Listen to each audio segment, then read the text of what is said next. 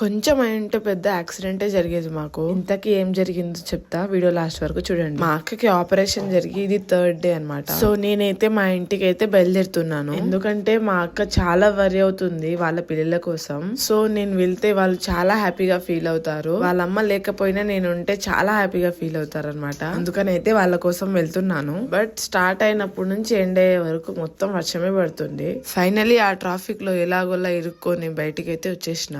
చూడండి నేను ఇంటికి వచ్చానని ఎంత హ్యాపీగా ఫీల్ అవుతుందో. అండ్ నేను రాగానే వెతుకుతుంది ఏం తెచ్చావు అని చెప్పి. ఇంకా అలా కొద్దిసేపు తనతో గడిపేశాను.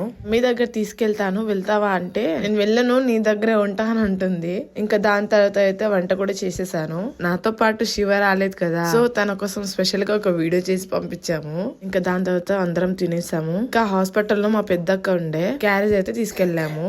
నేను చేసిన తప్పు వల్ల ఈ రోజు మా మమ్మీకి దెబ్బలు తగినాయి. మేము వెళ్తుంటే సడన్ గా ఒక బైకోడు నా స్కూటీని గుద్దేసి వెళ్ళిపోయాడు. ఫుల్ ట్రాఫిక్ లో మా మమ్మీ నేను బ్యాలెన్స్ చేయలేకపోయినా, అందుకని ఇద్దరం కలిసి కిందికి పోయాం. కొంచెం దెబ్బలు అయితే తగిలినాయి కానీ ఏం కాలేదు, సేఫ్ గానే ఉన్నాము. దాని తర్వాత నేను క్యారేజ్ ఇచ్చేసి మా మమ్మీని అక్కడే ఉంచేసి అయితే నేను బయలుదేరిపోయాను. ఆ వర్షంలో ఇంటికి వచ్చేసరికి నా పరిస్థితి చూడండి ఎలా ఉందో. రేపు మా అక్కని డిశ్చార్జ్ చేస్తామన్నారు. అది నెక్స్ట్ వీడియోలో అప్లోడ్ చేస్తా ఉంటాం. మళ్ళీ సరే మళ్ళీ బాయ్.